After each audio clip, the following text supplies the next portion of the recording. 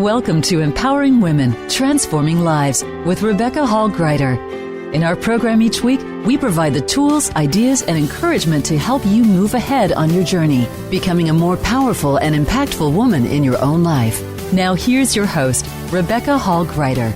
Welcome, everyone. I hope you're having an amazing day. Honored to be connecting in with you. And today we are looking at courage, reclaiming of self, overcoming terror, and how can we move forward in a powerful and positive way, reclaiming fully who we are, no matter what has happened to us. In March, I really love to focus on women's empowerment and springing forward. How do we keep that forward momentum going?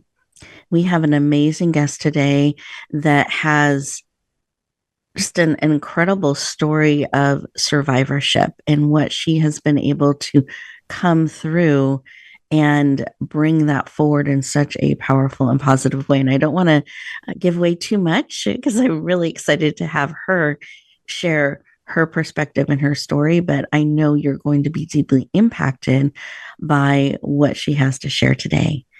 And I want you to be able to get the most out of our time together today. So in order to do that, I want to encourage you to choose to be fully present. This is your time.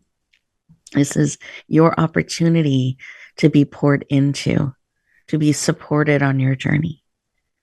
So I want you to take a breath in through the nose, all the way to your toes, and hold that for a moment. And then breathe out like you're breathing out through a straw. Choosing to be present, to be open, and ready to receive everything that is here for you. And in fact, I'm going to ask you to close your eyes. You're absolutely safe. Put both hands on your heart and take another breath in through the nose, all the way through to your toes, and then out again. And I'm going to encourage you with your hands on your heart to keep doing this breathing. I like to picture all the support and encouragement and tools and resources that I'm breathing in, and with that oxygen. And then when I breathe out, I'm releasing those things that no longer serve, creating room and space for more. So throughout our time together, as you're breathing, connecting in with your heart, you have this opportunity to create more space within you, to release those things that no longer serve, and to drink in what is supportive of you in our conversation today. But if we're going to dial this up just one more notch while your eyes are closed and your hands are on your heart, I want you to notice the beat of your heart and that little pause in between the beats. In that still, quiet space, what is it whispering to you? What is it that you need today to encourage and empower and support you? That you're open to receive because you absolutely have choice. What is it that you need and are willing to receive?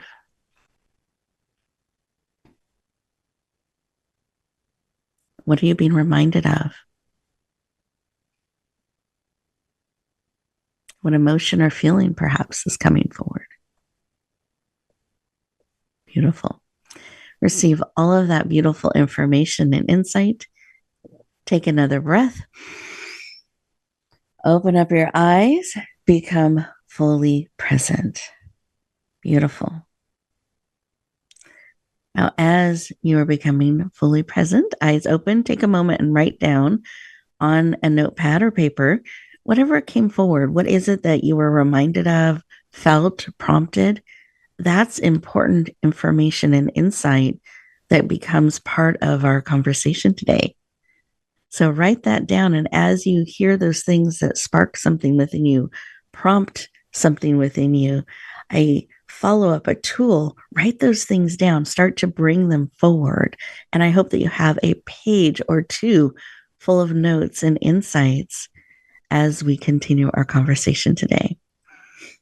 And I'd love to bring our amazing guest in and just have her share for a moment what was laid on her heart. So, Dr. Nichter, could you share just a moment when you paused and listened, something that was laid on your heart?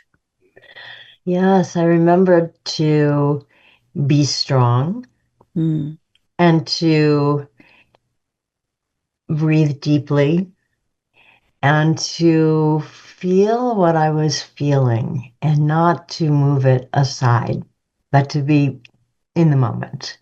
And it brought me back to the place when I was writing. When you talked about writing, I thought about how much this process that you just did helped me and enabled me to write. And the importance of that in moving forward, overcoming fear, and just seeing these things as they come up, recognizing them, and then continuing to move forward. Beautiful. Thank you for sharing. I so appreciate that. And I know you have come through a lot and you have done a lot of writing. And so the wisdom that you're sharing is so rich around this. Thank you. I appreciate that. Listeners, as you've taken a moment to stop, pause, and listen, and perhaps there were feelings that come up, because sometimes we kind of move those to the side or move to our thoughts instead or other things, and we can miss that wisdom and insight in those feelings and really being present with them and honoring them. So as we go to our first commercial break, I invite you to stay present, really see what is coming forward, listen, receive, feel, and we will continue our conversation in just 2 minutes. Follow Voice America at facebook.com/Voice America for juicy updates from your favorite radio shows and podcasts. Announcing a powerful new TV channel featuring programs designed to enhance and transform your life. Make powerful connections, one program at a time. And by doing so, we can bring transformation to the world. Tune in each week to Empowered Connections TV as we add new programs to help you make empowered connections of your own. Visit empoweredconnectionstv.com. That's empoweredconnectionstv.com and make the most of an incredible life transformation. Voice America programs are now available on your favorite connected device, including Amazon, Alexa, and Google Home. Through streams with Apple Podcasts, TuneIn, and iHeartRadio, listening to your favorite show is as easy as saying the show name followed by the word podcast. Hey, Alexa, play Finding Your Frequency podcast. If that doesn't work, try adding on TuneIn or on iHeartRadio or on Apple Podcasts. Rebecca Hall Gruyter's Speaker Talent Search is looking for speakers wanting to get on more stages. With just one audition, you could open the doors to hundreds of speaking opportunities, reach more people, and expand your impact. Finalists get to audition live in front of leaders looking to fill all kinds of speaking opportunities. Apply now at speakertalentsearch.com. That's speakertalentsearch.com. We look forward to hearing your message. It's your world. Motivate, change, succeed. VoiceAmericaEmpowerment.com.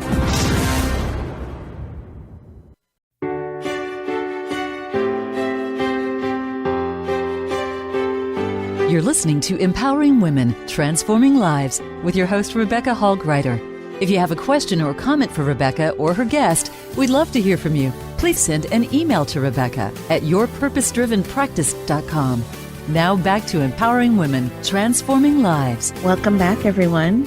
I hope you enjoyed that moment, that time to just be. Listen, receive.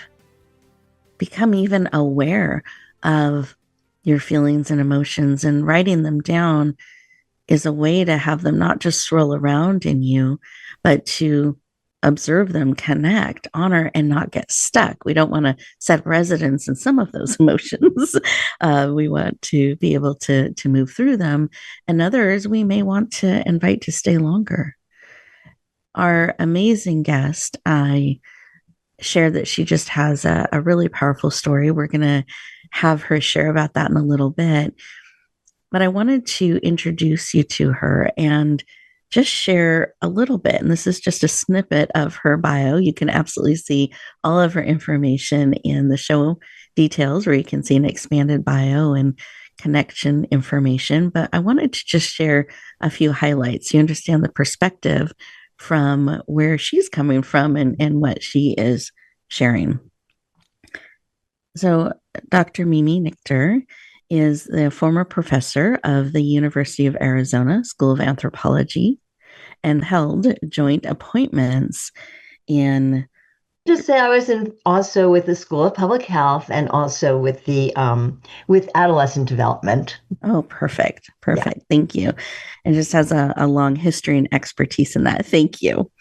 And she's received the Margaret Mead Award from the American Anthropology Association and has done a lot of work in the public sector in the area of anthropology. She has co-authored multiple books and has a memoir that she has shared her story in. And she is passionate about making anthropology meaningful and accessible to more and more people around the world. So I am excited to welcome her officially to our show and have her just join and share her heart, her spirit, wisdom, and story with us. So please welcome the powerful and dynamic Dr. Mimi Nichter to the show. Welcome. Thank you so much. Absolutely. I'm just thrilled to have you here today.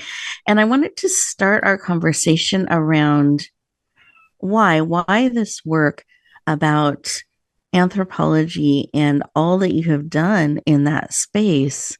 Why is that something that's personally important to you?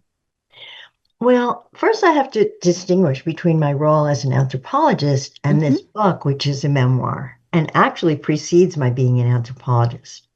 But first of all, most people think of anthropology, they think of digging. I don't dig. I've been working with people. I'm a cultural anthropologist. And what that means is that I live with people in different parts of the world. For me, it's been South Asia, which means India, Sri Lanka, and Southeast Asia, like Indonesia, and explored ideas about how they're living, particularly related to health. What are their major health problems? How do they go about seeking care, etc. In the US, I've studied things like body image among girls, how they feel about their bodies, how young college students feel about social media, how it makes them feel. So it's really very relevant topics to the culture today. And that's what I've tried to do. In my memoir, which we'll be talking about in a little while, my anthropology experience has impacted my writing of the book and my ability to understand something about the whole experience. Thank you for sharing that and really giving us some clarity, because you're right. I think sometimes we picture digging as what that means.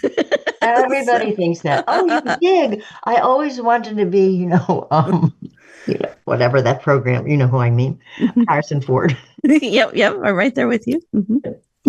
Indiana Jones. Indiana Jones, exactly. I'm not Indiana Jones. No, thank you for sharing a little bit about that and how much you're studying these types of things and bringing them forward to really help all of us in how we're looking at ourselves, how we're looking at the world. I think that's really powerful work. And with this work that you're doing, why is it important to you to bring it forward, to share what you're discovering and studying? Well, I think one of the things I take from my studies in anthropology is that we really have to learn how to listen. Most of my work is based on interviews and talking to people. And I feel like I took those skills and sort of turned them on myself, listening to my own body, my own thoughts. And also, I realized that looking back on the experience of my book, which is when I was a hostage in Jordan, that even there I was listening to, observing what was happening, but also listening to what my captors were saying, not in a way that I was, bonding with them in any way, but just sort of being open to hearing what was going on and not closing down. I think that's so important in anthropology. If you don't stay open to what people are telling you, it's very difficult. You have to just talk to many different people and gather information and be objective. And so I think that objectivity that I had to have over my course of my career, I also take into my book. No, thank you for sharing that and staying open in a situation like that. I think that would be incredibly hard to not, just shut down, separate, Of but course. staying open and present, and that's a tool that you've been able to use in so many ways in your life and bring forward. And listeners, I'd like for you to really add that to your toolbox, that willingness to hear, to stay open, to listen, even when things are scary or hard, that we're willing to do that. And I'd love for you to share, if you are okay, a little bit about what happened in 1970 with being a hostage, and just have our listeners understand that experience a little bit. Yeah, well, I'd like to put your listeners in the time and space of the book. I was 20 years old, and this was in September of 1970. I was wearing a green mini dress, the last person to board a plane. I was going home to New York after a summer in Israel, and the plane was hijacked. A person at that time, you could get on a plane with guns and grenades, and a man and woman ran down the aisle in the middle of the flight and said, the plane is being hijacked. They got on the intercom and said, "We are the Popular Front for the Liberation of Palestine. Don't be afraid. We're taking you to a friendly country." And the plane turned around midair, made a really sharp turn, and the bags fell into the middle of the aisle. And then we flew for another 5 or 6 hours, and finally we landed in Jordan in the middle of the desert. There was no airport, no terminal, no runway even. The pilot had to bring the plane down on the sand. And it was, but I have to explain that at that time, this was way before 9/11, of course, 1970. I knew very little about world politics, particularly Middle Eastern politics, even though I'd spent the summer in Israel. And I was very naive, as were many people on the plane. But some people who had dual passports with Israel and the US were immediately afraid and started ripping up their passports as the plane was landing. Wow. So that was kind of the initial moments. And as we looked out the window, there were soldiers with guns, and then it began to dawn on me. So as this unfolded, I could see just confusion, shock, not understanding, and then seeing people's responses around you. Were you afraid, confused? Kind of where did this go for you, and how did you, as things unfolded, continue to stay present and open? Well, we were actually held on that plane for 6 days. Wow.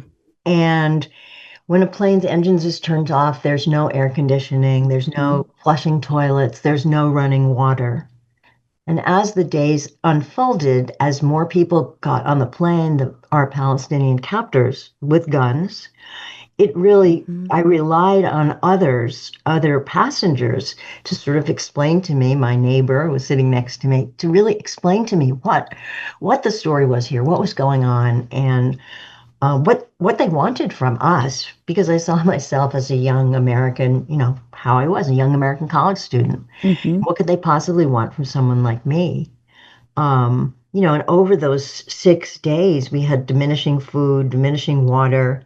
The plane was wired with explosives, and it was hot. We were sitting in a sort of a aluminum oven in the middle of the desert. Yeah.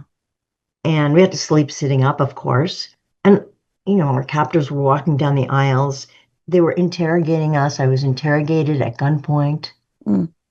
And it became more and more frightening every day. Thank you for sharing. And I'm so sorry that you went through that. And I celebrate that you came through and are with us today. And as those days went on and you continued to be in that environment, how did things start to shift? What was it like as things moved forward and you were eventually able to come home?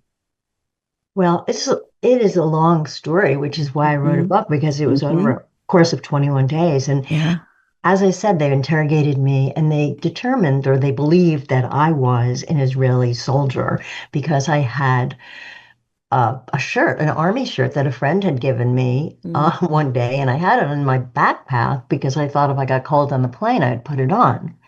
Well, they found that, and they found some pictures I had with friends who had been in the army, because everyone my age in Israel is in the army. And they just said, you are, a soldier. And so they decided to keep me beyond when everyone else was sent home. And they basically, the people that they kept were Jewish and were American. Wow. And the non-Jews were sent home kind of earlier. And over the course of that week, they took 3 planes and they blew them up. And I watched as they wired the planes and blew them up. And I actually felt a sense of horror as well as relief, because I wasn't on the plane when they blew it up. And they had threatened to do that. So after the planes were blown up, most people were released. Even more people were released, but I and 4 other women and 26 men were kept for an additional 2 weeks. And that was even worse, because a civil war broke out, known as Black September, which was between the captors and the King Hussein of Jordan. And so this was a very frightening, terribly frightening, even worse than the conditions on the plane, because there was bombing, continuous bombing in the city of Amman where we were being held. And we were very worried, very fearful about our lives. Oh, wow. I am just sitting here listening to your story unfold. And I know these are just little tiny highlights of that experience that you shared and that time. We are getting ready to go to our next commercial break. And as we do so, listeners, I want you just to sit with what is being shared, what is coming to your heart, and maybe there are some challenging things that you're navigating, and this being present and hearing another story of some of the incredibly difficult, scary, terrifying things someone has come through can encourage you and support you. We'll come back in just 2 minutes, continuing the story, and look forward to having all of you join us in just a moment. A little birdie told me Voice America is on X. Follow us at Voice America TRN. Rebecca Hall Gruyter's Speaker Talent Search is looking for speakers wanting to get on more stages. With just one audition, you could open the doors to hundreds of speaking opportunities, reach more people, and expand your impact. Finalists get to audition live in front of leaders looking to fill all kinds of speaking opportunities. Apply now at speakertalentsearch.com. That's speakertalentsearch.com. We look forward to hearing your message. Have you become a member yet? Sign up now to become a member of Voice America. It's always free and easy. Plus, you get to take advantage of some great member benefits. Get unlimited access to millions of hours of on-demand content across all of our channels. Keep track of your favorite episodes, shows, and hosts in your own customizable library. Find out what shows you might be interested in based on your favorites. Plus, you get insider access with our newsletter. Membership gives you more. Sign up at voiceamerica.com and click register at the top right. Announcing a powerful new TV channel featuring programs designed to enhance and transform your life. Make powerful connections, one program at a time. And by doing so, we can bring transformation to the world. Tune in each week to Empowered Connections TV as we add new programs to help you make empowered connections of your own. Visit empoweredconnectionstv.com. That's empoweredconnectionstv.com. And make the most of an incredible life transformation. It's your world. Motivate, change, succeed. VoiceAmericaEmpowerment.com. You're listening to Empowering Women, Transforming Lives with your host, Rebecca Hall Gruyter. If you have a question or comment for Rebecca or her guest, we'd love to hear from you. Please send an email to Rebecca at yourpurposedrivenpractice.com. Now back to Empowering Women, Transforming Lives. Welcome back, everyone.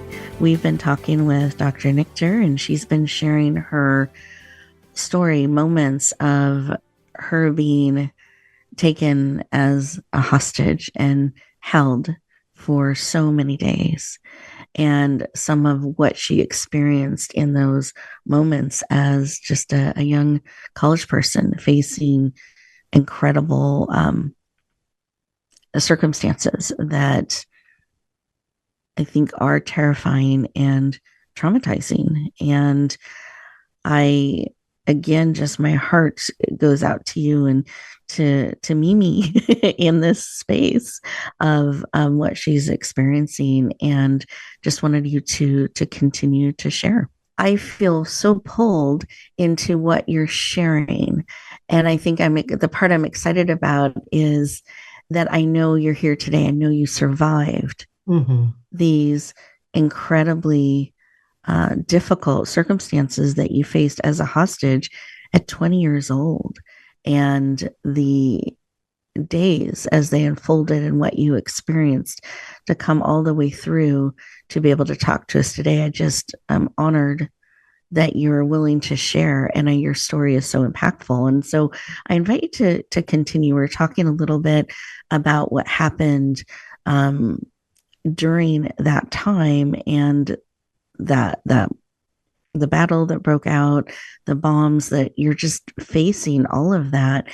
And I'm curious, as time went on, how you were eventually able to come back, how that felt, and what you've discovered and kind of carried forward with you.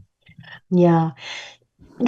When I came back, and remember again, this is 1970, and at that time, this was a good while before we had the concept of post-traumatic stress syndrome, PTSD, and soldiers who had come home from war were just supposed to move forward. And in the same way, a hostage who came home was supposed to get back into life, just move on, and with very little or no acknowledgement that something very major had happened, and that we, not just me, but my fellow hostages, were carrying a level of trauma that needed help. But I didn't get that. And my own family did not talk about many things. My parents didn't ask me a lot of questions about what happened. They also thought that it would be best if I moved on. And I think today we know that doesn't happen. It may happen for some, but for many others, there can be, lingering impacts, lingering effects. And I did basically what they told me to do, my parents, and I went back to college, and I found that my friends who were largely it was a time of anti-Vietnam War protests, etc. And they didn't understand what had happened to me. They thought maybe it was even kind of cool that I'd been with revolutionaries and people who were fighting for freedom. And I just felt that their perspective was so naive that I began not to talk about what had happened. And that, I think after kind of a short time, I just put that being the hostage experience and the fear, the terror that I had experienced, the fear of dying, and I just put it like in a box that was inside me. And I sealed it, and I just didn't talk about it. And even across my life, when I went to therapy for some reason, from whatever problem I had, I never mentioned that I had been a hijack hostage. Mm. That's interesting how we can have those boxes locked away. And was it just so locked away and sealed that you didn't think it was important or impactful, or you forgot parts, or just curious? It was just that when if I ever talked about it, if I ever said, oh, because let's say there was a hostage crisis, and I might say to a very good friend who I was, taking a walk with or something, I might say, oh, I was a hijack hostage once. And then they would start asking me questions about it. And I just I observed in myself that my breath became regular. I got a headache. I just, started shaking, and I felt not just tired in that moment or ill in that moment, but even for a few days, if I talked about it at all, I just couldn't. And so as time went on, I really talked about it even less. Wow. So that was, and that's what happens, I think, when we put something away so deeply. Yeah. Well, and our body remembers. So when you start to get close, those things coming forward and coming out and expressing, so I can understand. And yeah, I know you feel this compelling and calling to start talking about it and to share and have written about it and are bringing that forward. So I'd love for you to share why that became important and what are some of the ways you were able to support yourself to be able to talk about it and to really own your story in it. Yeah. I think as I got older, I realized that I had suppressed this story for so long. And as part of my healing journey, I felt that I wanted to share my trauma. Culture had really changed. And remember, I'm a cultural anthropologist. So for so many years, it was really inappropriate to talk about trauma. Especially I feel especially for women for many years. And then kind of culture changed probably a decade ago, where suddenly talking about our trauma and reflecting on it, sharing with others, became something that we could do. And we realized it was so important to do it. So I also realized that this was really a burden that I was carrying, that hidden trauma, this kind of almost shame, not that I had anything to be ashamed of, but something that I felt was so out of the ordinary and just so unusual. And I just felt, it was actually part of a larger issue for me, because I had been socialized to hide things that didn't fit. I had a brother who had mental illness, and we were always told not to talk about him. And that's kind of how I learned to, keep my things that didn't seem quote unquote normal. I think then at a certain point, I had suppressed it for so long that, I realized I think it took me a lifetime to understand that it's really important to share our feelings and explore our trauma, not only because it helps you or me personally, but because it can help others. Thank you for sharing that. And as you have been sharing your story and bringing it forward, do you have like, this is my intention, this is what I hope it does in the world? Have you had responses along the way that have supported, encouraged, impacted your sharing? Well, the book is just out. And so, we have just early readers here. But I feel that it has, very few people will have the experience of being a hostage as I did, but in the classic sense. But a lot of people, I feel, can relate to this because they've been a hostage to a situation like, an abusive parent or a domineering husband or a a boss, at work, or people at work who demean you or something. You're hostage. You become a hostage to a situation, and so I want people to get that, a sense of what it means. Like for me, it was a loss of my identity, and somebody else saying, "Well, this is who you are," and not being able to really be seen as who you really, really are. And I think, the other thing that I feel is that there's a real danger to othering. Like in my case, the Palestinians thought of me as, kind of a Jewish imperialist who hated them. And in fact, I didn't know enough about them to hate them. So what I take away from that is that going back to this idea of the divisive nature of the world, and I grew up without a black and white. There was right and wrong. And I think I learned along the way that there was gray, a lot of gray area. And this goes back to the idea of needing to listen, needing to observe what was going on in the world, which is what I carry with me both, and it has helped me in my career. As an anthropologist as well. So I think it's very important to be curious about our own trauma and not to just, say it was bad, it was harmful. Not to be curious and find something good about it. No, I'm not saying that. But what I'm saying is just really examining what has happened to you and just bringing that moments of curiosity and questioning and not continuing to just see it in one way. And that may take going and getting help. It may take talking to a good friend or just as you're encouraging your listeners to really to breathe and to sit with it and to examine, what happened. Yes. And how you feel about it today.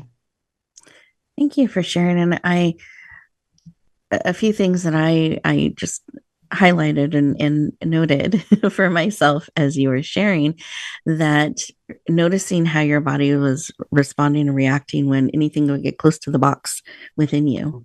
And then being courageous enough to honor that and open the box, and that it had become a burden within you that you were willing to work through.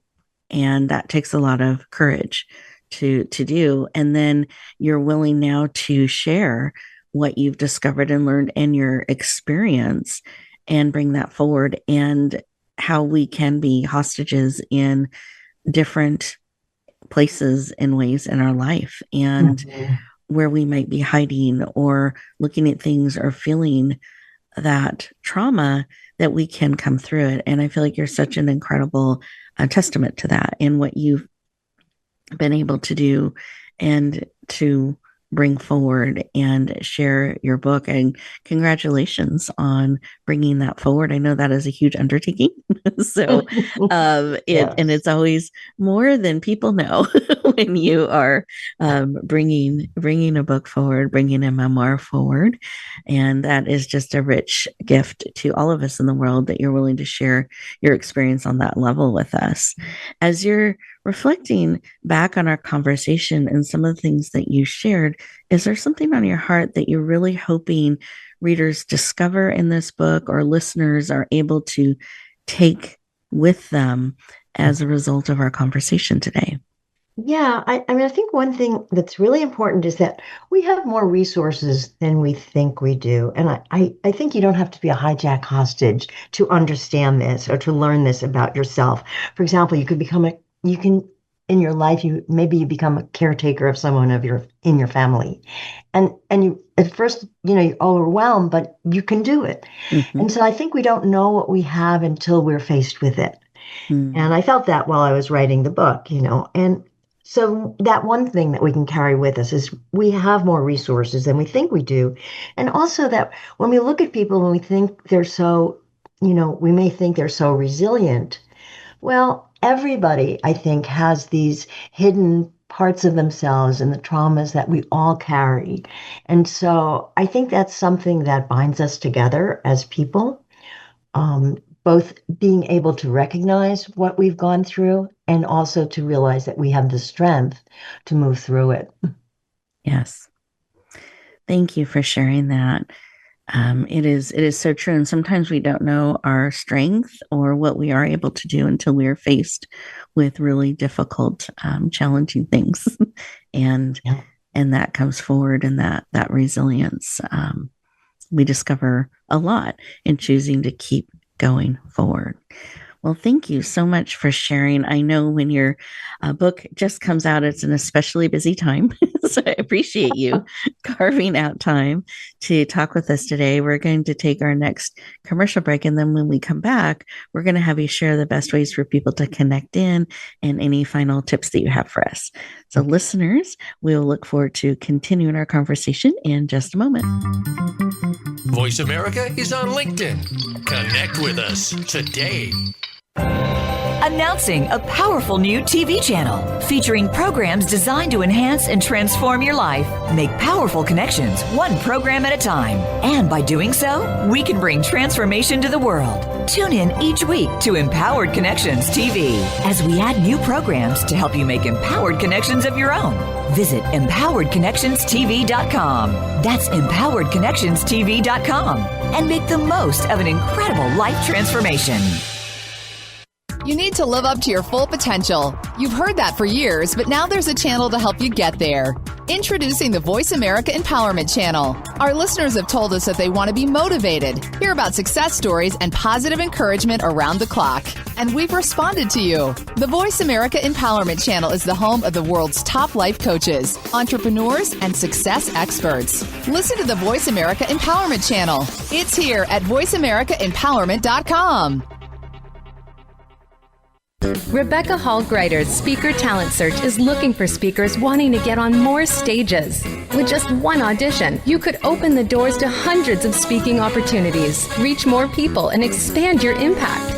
Finalists get to audition live in front of leaders looking to fill all kinds of speaking opportunities. Apply now at speakertalentsearch.com. That's speakertalentsearch.com. We look forward to hearing your message.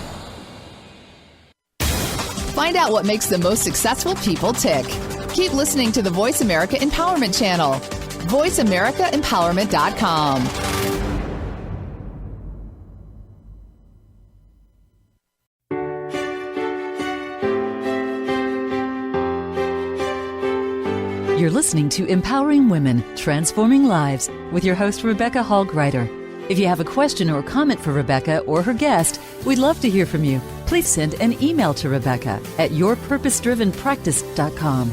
Now back to Empowering Women, Transforming Lives. Welcome back, everyone. I appreciate you leaning into our conversation today. We were talking a little bit behind the scenes, Mimi, Dr. Nichter, and I, and I so appreciate all that she's brought forward. And she even has a final tip she's going to share with us as well that we're going to be able to add to our toolbox and to our perspective as we go back out into the day.